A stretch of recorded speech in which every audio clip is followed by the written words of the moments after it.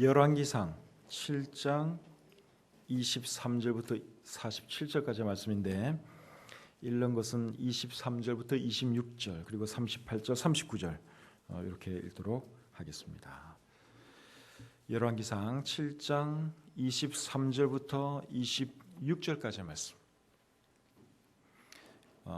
우리 한 절씩 교독하겠습니다. 23절부터 26절까지. 또 바다를 부어 만들었으니 그 직경이 10규빗이요 그 모양이 둥글며 그 높이는 5규빗이요 주위는 30규빗 줄을 두를 만하며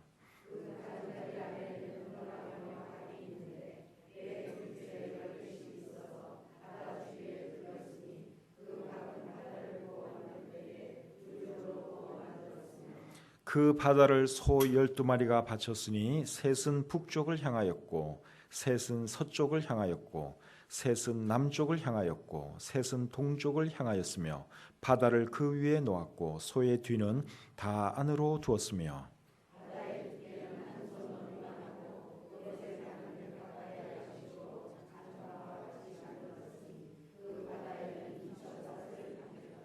그 다음에 38절 39절 같이 읽겠습니다. 시작. 또 물두멍 10개를 놋으로 만들었는데 물두멍마다 각각 40밭을 담게 하였으며 매 물두멍의 직경은 4규빗이라 10받침 수레 위에 각각 물두멍이 하나씩이더라. 그 받침 수레 5은 성전 오른쪽에 두었고 5은 성전 왼쪽에 두었고 성전 오른쪽 동남쪽에는 그 바다를 두었더라. 아멘. 하나님 아버지 은혜와 사랑을 감사합니다. 오늘도 하나님 은혜로 하루 생활 잘 마치게 하시고 또 편안한 마음으로 성도들과 함께 주님께 예배드리게 해주셔서 감사합니다. 하나님 오늘 우리가 드리는 예배를 주님 기쁘게 받으시고 또 이 말씀을 축복하셔서 우리들 삶 속에 큰 유익이 되는 귀한 말씀 되도록 도와주시옵소서. 수요예배에 신실하게 모이는 우리 귀한 성도님들로 인하여 감사합니다. 하나님 이분들을 축복해 주시고 또 가정에 어려움 없도록 주님께서 보살펴 주시며 또 수요예배 함께 하지 못하는 우리 지체들 위에도 함께 해주셔서 참 믿음을 더하셔서 또 수요예배도 귀하게 생각하고 우리와 함께 주님을 예배하시도록 도와주시옵소서. 말씀을 주님께 의탁합니다. 함께 주시기를 원하오며 예수님의 이름으로 기도드립니다. 아멘. 자리에 앉겠습니다.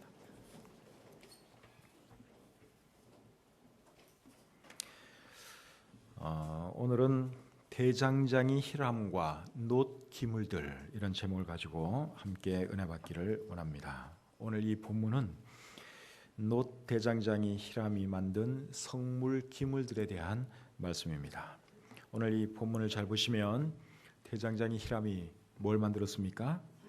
바다와 받침수레와 물두멍 이런 것들을 만들었죠.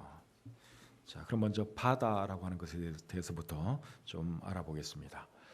바다라고 하는 것이 여기 나오는데 바다가 뭔가 하면 놋으로 만든 큰 물탱크 이름이 바다입니다. 큰 물탱크를 만들었는데 그것을 이제 오늘 이 본문에서는 바다, 아마 사람들이 그렇게 이름을 지었겠죠. 그렇게 불렀습니다. 23절 제가 한번 읽어볼게요. 또 바다를 부어 만들었으니 그 직경이 10규빗이요 그 모양이 둥글며 그 높이는 5규빗이요 주위는 30규빗 줄을 두를 만하며. 자, 여기 보니까 이 바다 즉 놋으로 만든 물탱크의 크기가 얼마만한가 하면 직경이 10규빗이라 그랬습니다. 한 규빗은 45cm니까 10규빗은 4.5m가 되죠. 그리고 높이는 5규빗이라 그랬습니다. 높이가 2.25m. 그러니까 직경이 4.5m. 직경이 원통의 그 직경이 4.5m고 높이가 2.25m예요. 이 정도 크기의 물탱크 같으면 사람이 들어가서 수영도 할 수 있습니다. 4.5m 헤엄쳐서 갈 수 있죠. 그리고 2.25m니까 그 물을 가득 채우면 사람 키가 넘어요. 그러니까 그 정도로 큰 물탱크가 이 바다라고 하는 것이죠. 그리고 둘레가 얼마만한가 하면 그 원통형 모양의 이 물탱크 둘레의 길이는 30규빗 줄을 두를 만하다 그랬어요. 30규빗 줄을 두를 만하다. 30규빗은 얼마입니까? 13.5m예요. 근데 직경이 얼마나 그랬어요? 직경이 둘레 말고 직경이 10규빗이라 그랬죠. 직경이 10규빗인데 둘레는 30규빗 정도 된다 그랬어요. 그죠? 근데 여러분 정확한 그 둘레는 얼마 되는 줄 아십니까? 이건 이제 계산을 하면 계산이 나와요. 그 원의 둘레, 원의 둘레를 내는 공식을 여러분들이 학교 다닐 때 다 배우셨는데, 원의 둘레 내는 공식 어떻게 되는가 하면 지름 곱하기 3.14예요. 지름 곱하기 3.14 하면 그게 이 원의 둘레의 그 크기가 나옵니다. 3.14 그게 이제 그 기호로는 파이 기호를 쓰죠. 이렇게 생긴 파이, 헬라어 파이 그 기호를 쓰는데 이게 이제 원주율이죠.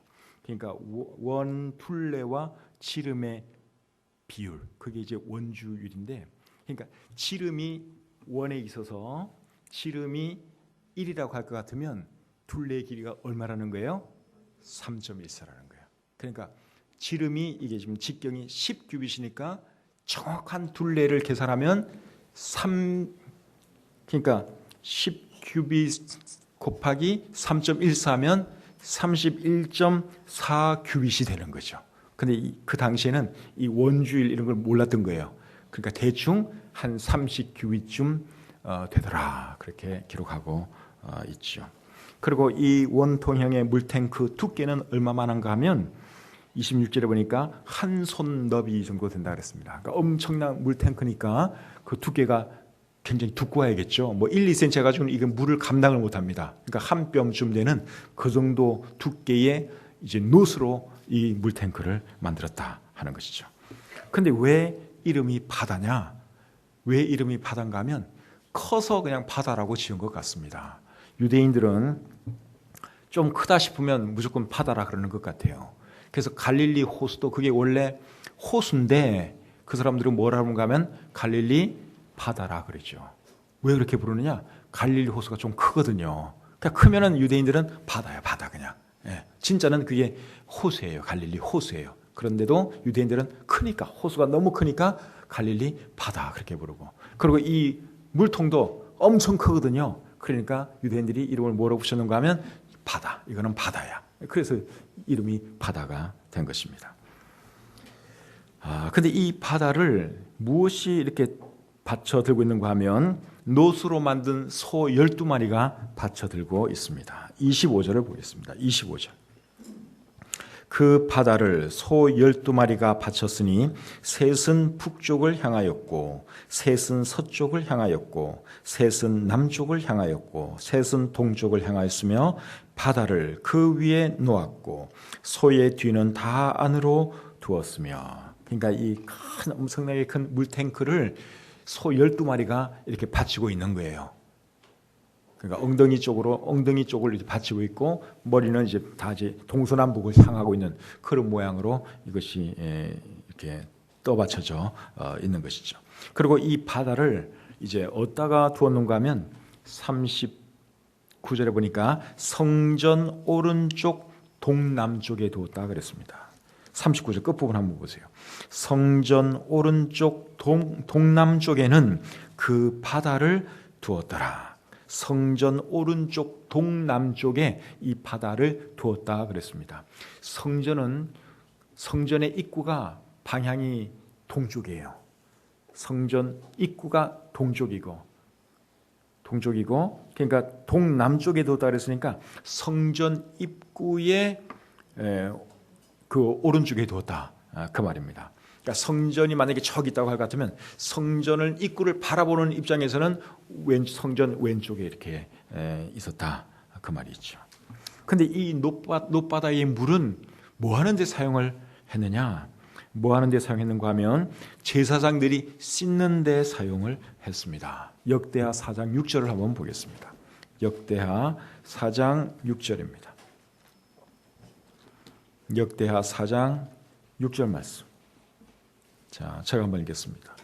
또 물두멍 10개를 만들어 5개는 오른쪽에 두고 5개는 왼쪽에 두어 씻게 하되 번제에 속한 물건을 거기서 씻게 하였으며 그 바다는 제사장들이 씻기 위한 것이더라. 바다에 있는 그 물은 무엇을 하기 위한 거라고요? 제사장들이 씻기 위해서 그게 물이 있었다 하는 것이죠. 모세가 만든 성막에도 노수로 만든 물두멍이 있었는데 그 물두멍의 물은 뭐 하는 데 사용되는가 하면 제사장들이 수족을 씻는 데 사용되었습니다. 그 말씀이 출애굽기 30장 17절부터 20절에 나와 있습니다. 제가 한번 읽어드릴게요. 여호와께서 모세에게 말씀하여 이르시되 너는 물두멍을 노수로 만들고 그 받침도 노수로 만들어 씻게 하되 그것을 회막과 제단 사이에 두고 그 속에 물을 담으라. 아론과 그의 아들들이 그 두멍에서 수족을 씻되 그들이 회막에 들어갈 때에 물로 씻어 죽기를 면할 것이요 제단에 가까이 가서 그 직분을 행하여 여호와 앞에 화제를 살을 때에도 그리할지니라. 그러니까 옛날에 모세가 만든 그 성막에는 이제 물두멍이라고 하는 또 작은 물탱크가 있었어요. 그 물을 가지고 제사장들이 이제 뭘 했느냐? 이제 손발을 씻는 거예요. 그리고 깨끗한 상태에서 이제 하나님의 일을 해야지 죽지 않을 수 있었습니다. 그런데 오늘 이 본문에 나오는 놋 바다의 그 물은 역시 마찬가지로 제사장들이 이제 씻는데 사용하는 물이었다 하는 것이죠. 여러분, 이것은 오늘날 우리에게 어떤 의미가 있겠습니까? 어떻게 적용할 수 있겠어요? 그러니까 생활 중에 지은 죄를 회개하는 것, 거기에 우리가 비유할 수 있겠죠. 예수님께서 잡히시던 날 밤에 제자들의 발을 씻어 주셨습니다. 예수님께서 베드로의 발을 씻으려고 하니까 베드로가 뭐라 그랬죠? 주님, 제 발을 씻을 수 없습니다. 절대로 그런 일이 있어서는 안 됩니다. 그러니까 예수님이 하시는 말씀이 내가 네 발을 씻지 않으면 너는 나와 관계가 없다. 그렇게 말을 했어요. 그러니까 베드로가 또 뭐라 그러죠? 그러면은 발뿐만 아니라 온몸을 씻어달라고 얘기를 합니다. 그때 예수님이 하신 말씀이 목욕을 한 사람은 이제 발만 씻으면 된다. 그러면서 베드로의 발을 씻어 주셨죠. 여러분, 거기서 말하는 목욕과 발 씻는 것은 무엇을 의미하는 것일까요? 목욕은 우리가 구원받을 때 죄 사함 받는 것, 그것을 의미하는 것이고, 그리고 발 씻는 것은 생활 가운데 지은 죄를 용서받는 것을 의미하는 것이죠. 구원받은 사람이라도 이 세상에서 살다 보면 생활 가운데 죄를 알게 모르게 짓죠. 그래서 죄를 지으면 어떻게 해야 되는 것입니까? 하나님께 자백하고 회개해서 용서받아야 하는 것이죠. 그것이 바로 이 제사장들이 몸을 씻는 또 그리고 손발을 씻는 그런 의식에 비교될 수 있습니다. 요한 1서 1장 9절 말씀 우리 같이 한번 읽어보겠습니다. 요한 1서 1장 9절입니다. 자, 찾으셨으면 우리 같이 읽겠습니다. 시작. 만일 우리가 우리 죄를 자백하면 그는 미쁘시고 의로우사 우리 죄를 사하시며 우리를 모든 불의에서 깨끗하게 하실 것이요. 그래서 우리가 죄 지을 수 있어요. 사람인데 어떻게 완벽할 수가 있겠습니까? 그래서 죄를 지을 수 있는데 죄를 지으면 어떻게 해야 되느냐? 하나님께 자백하라 그랬어요. 그러면 하나님께서 용서해 주시겠다고 말씀하고 있습니다. 또 잠언 28장 13절 같이 한번 읽겠습니다. 잠언 28장 13절 시작. 자기의 죄를 숨기는 자는 형통하지 못하나 죄를 자복하고 버리는 자는 불쌍히 여김을 받으리라. 저와 여러분들도 살다 보면 죄 지을 때가 있을 것입니다. 그럴 때는 그때 하나님께 자백하고 회개해서 죄 씻음 받을 수 있기를 바랍니다. 죄를 짓고도 용서 구하지 않고 계속 죄를 쌓으면 나중에는 이 양심이 두꺼워져 가지고요, 양심의 가책도 못 느껴요. 그러니까 죄 짓는 게 이제 일상이 되어버리는 거죠. 그렇게 되면 그건 참 그리스도인으로서 보통 비극적인 삶이 아닙니다. 그래서 우리의 마음을 늘 참 순수하고 깨끗하게 유지하기 위해서는 죄 지을 때마다 그때 자백하고 용서를 구하는 그런 사람이 되어야 하는 것이죠. 자, 또 이 히람이라는 사람이 뭘 만들었는가 하면 물두멍 10개와 받침술의 10개를 만들었습니다. 본문 38절 보겠습니다. 38절입니다. 또 물두멍 10개를 노수로 만들었는데 물두멍마다 각각 40밭을 담게 하였으며 매 물두멍의 직경은 4규빗이라 10 받침수레 위에 각각 물두멍이 하나씩이더라. 자, 이번에는 여기 뭘 만든 것을 말씀하고 있어요? 물두멍 10개 그리고 받침 수레 10개 만든 것을 말씀하고 있죠. 물두멍. 두멍이라는 말 우리가 요즘 잘 안 쓰는 말인데 두멍이라고 하는 말을 사전에 찾아보면 이렇게 되어 있습니다. 물을 많이 담아두고 쓰는 큰 가마나 독, 그것이 두멍이라 그랬어요. 그러니까 물두멍이 뭐냐? 결국 물탱크입니다. 물탱크 이것도.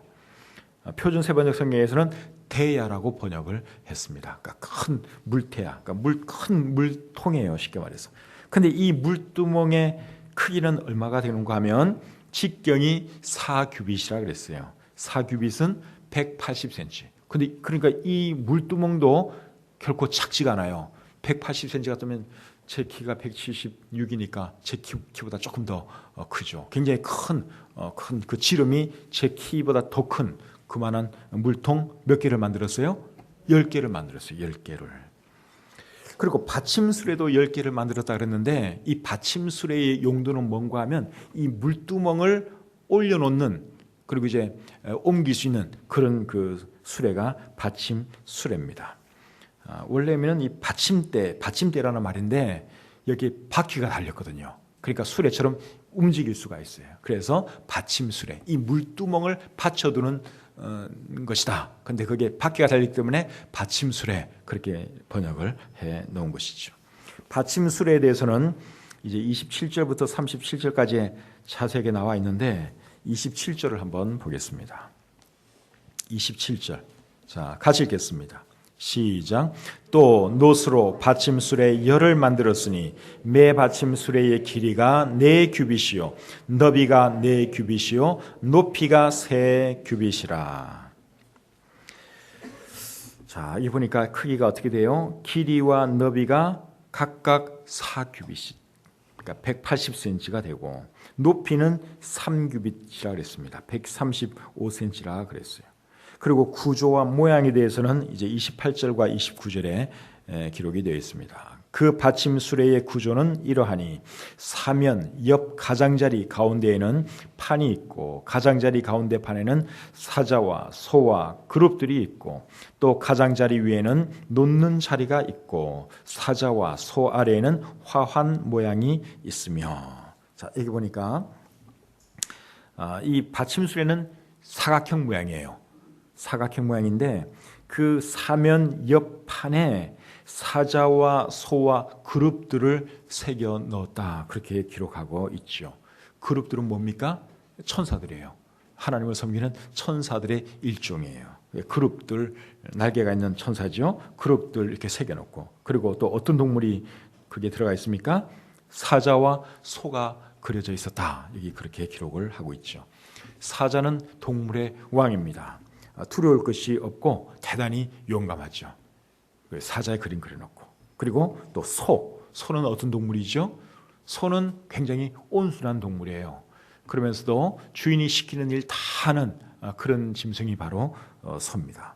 그런데 왜 사자와 소를 그려넣었을까?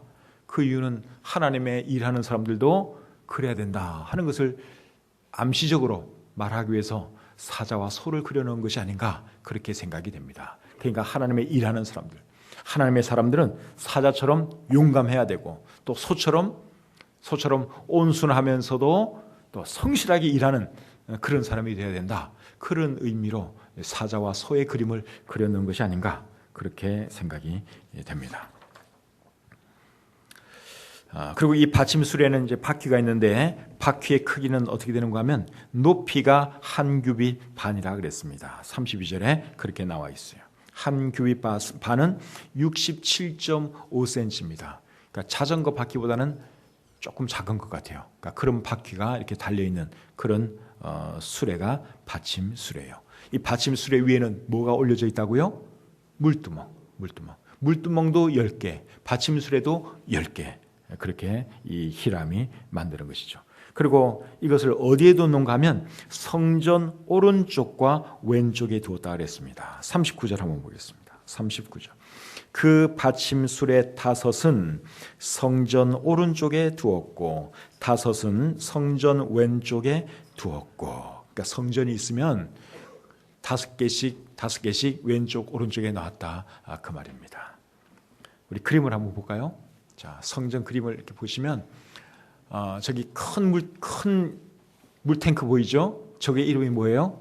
저건 바다예요, 바다. 저 위치가 성전 입구, 성전의 동남쪽. 저게 동남쪽이에요. 성전 입구가 동쪽이에요. 그러니까 지금 저 그림에 그려져 있는 저 위치가 성전의 동남쪽입니다. 그러니까 저거는 저기다 두라 그랬고, 성경에서. 그리고 물두멍 10개는 어디에 두라 그랬죠? 성전 좌우에 각각 5개씩 두라 그랬죠? 그래서 저런 식으로 이제 두었을 것이다 하는 것입니다. 자, 그러면 여러분, 물두멍에 있는 물은 뭐 하는 데 사용을 했을까요? 아까 바다라고 하는 그 물탱크 물은 제사장들이 씻는 데 사용했다 그랬죠. 그러면은 이 물두멍에 있는 이 물들은 뭐 하는 데 사용을 했을까요? 이 물의 용도는 뭔가 하면 제물을 씻는 데 사용을 했습니다. 역대하 4장 6절, 아까 읽은 말씀인데 다시 한번 보겠습니다. 역대하 4장 6절입니다.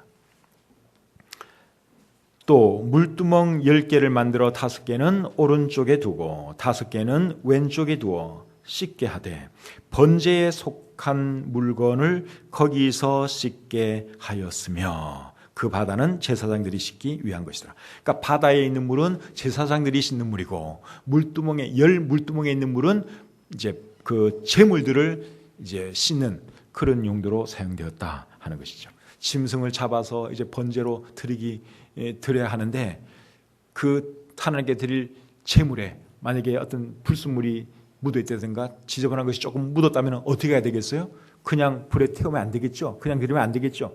먼저 물로 씻어서 깨끗하게 한 뒤에 그 다음에 번제단에 올려놓고 이제 불태워 하나님께 드려야 하는 것입니다. 그래서 이제 그런 목적으로 이 물두멍의 물이 존재한 것이죠. 이것은 오늘날 우리에게 어떤 교훈을 주는가 하면 우리가 드리는 예배도 깨끗해야 한다. 우리가 하나님께 예배 지금 드리잖아요. 그런데 우리가 드리는 이 예배도 깨끗한 상태로 우리가 예배를 드려야 된다 하는 것이죠.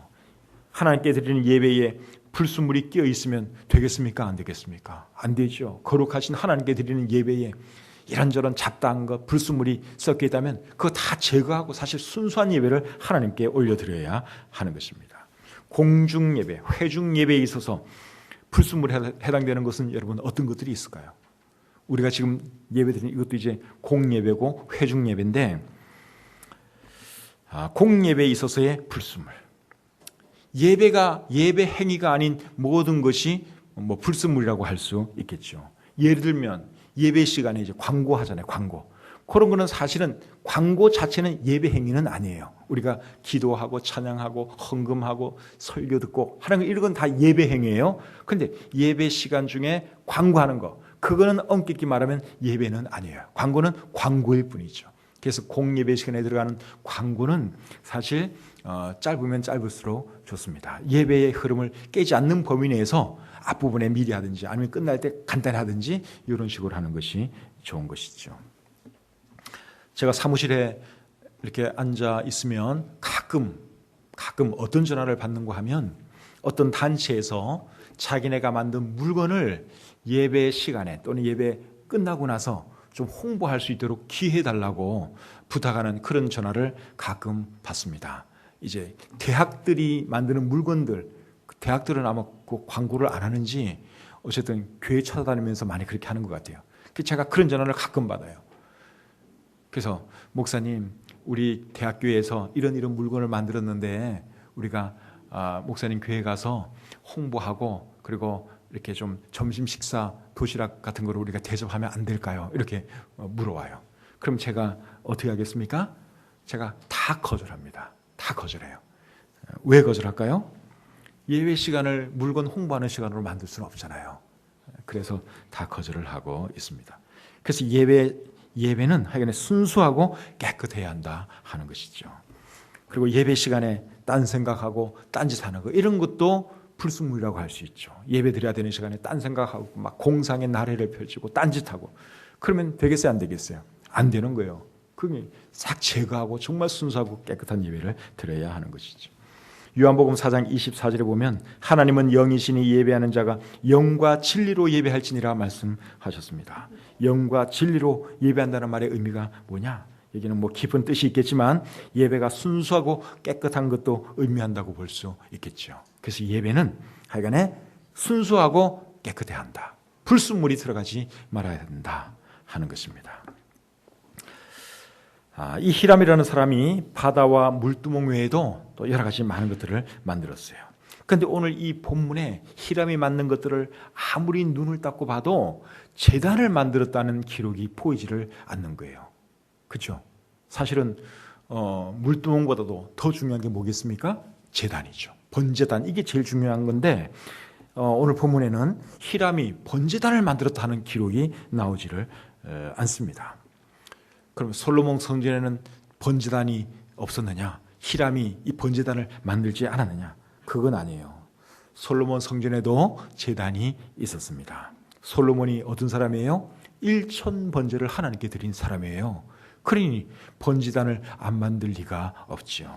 자, 이 솔로몬 성전의 번제단은 역대하 4장 1절에 기록이 되어 있습니다. 찾아보겠습니다. 역대하 4장 1절입니다.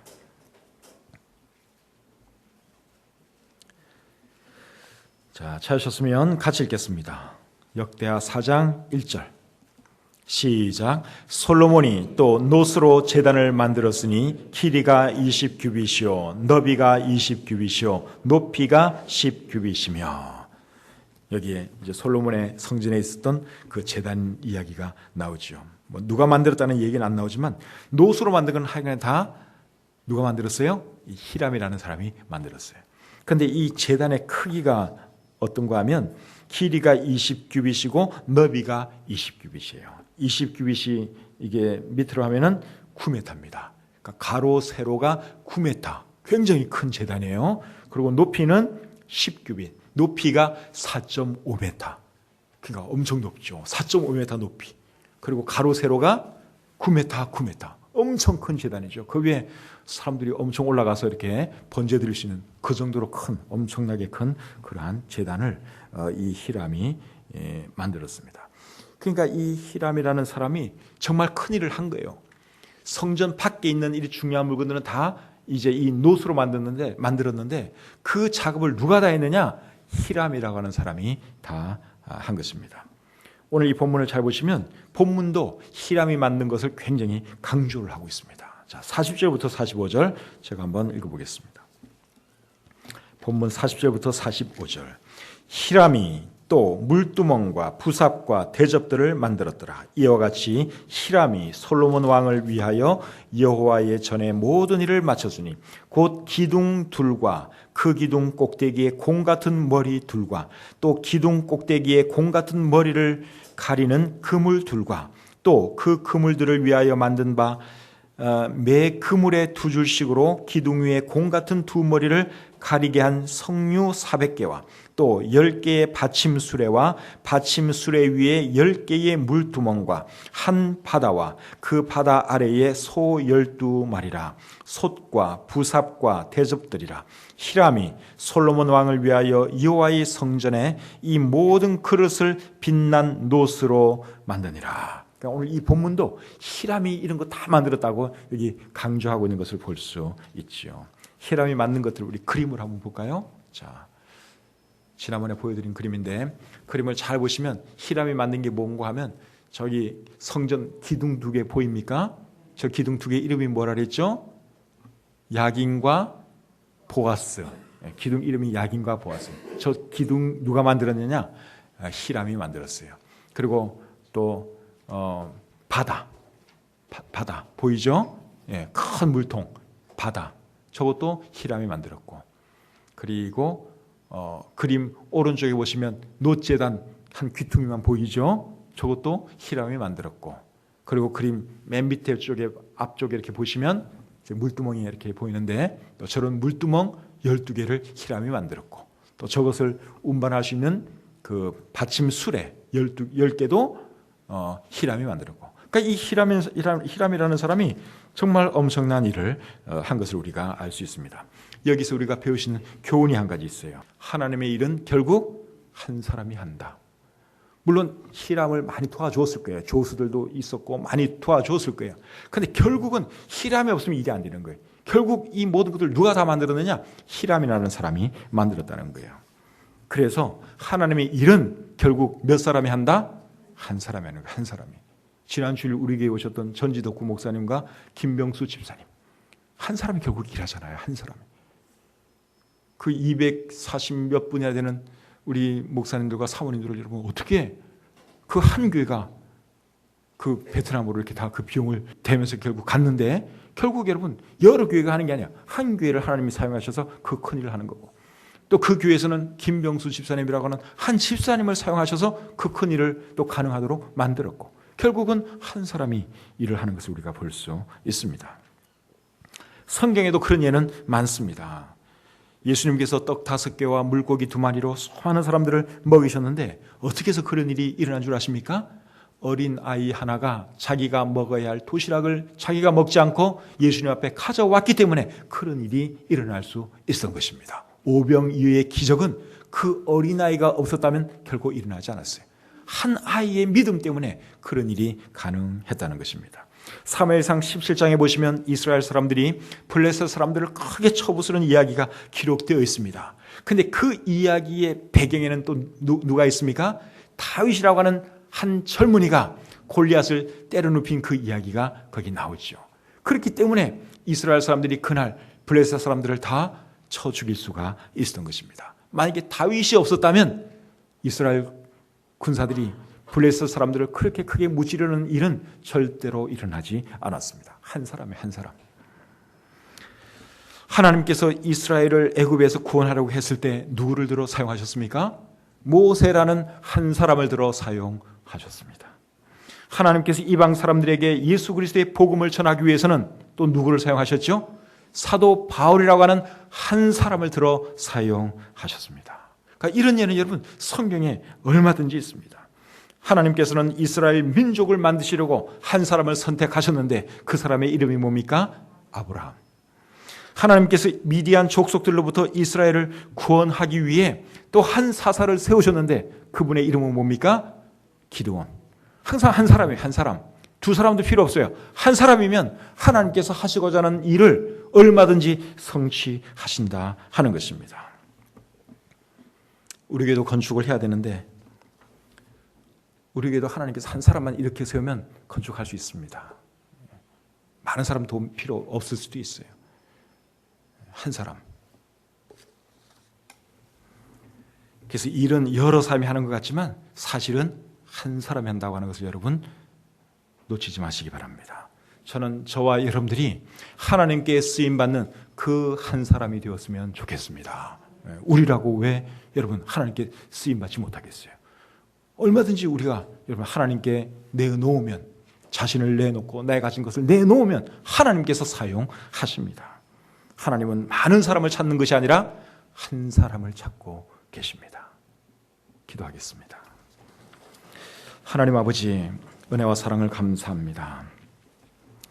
오늘 이 말씀을 통해서 또 우리에게 주시는 교훈을 생각해 보았습니다. 하나님, 히람이 그 성전의 많은 기물들을 혼자 다 만든 것처럼 오늘날에도 하나님의 일은 결국 한 사람이 하는 것을 우리가 다시 한번 생각해 보았습니다. 하나님 아버지, 우리가 하나님께 쓰임받는 그 한 사람이 되게 해 주시옵소서. 우리 교회 안에 또 참 믿음을 가지고 신실하게 섬기는 귀한 성도님들로 인하여 감사합니다. 하나님, 늘 우리 교회가 물질적으로나 모든 면에서 부족함 없이 참 주의 일을 감당할 수 있는 그런 교회 되게 하시고 이 끝날에 귀하게 쓰임받는 귀한 교회 되게 해 주시옵소서. 주신 말씀을 감사하오며 예수님의 이름으로 기도합니다. 아멘.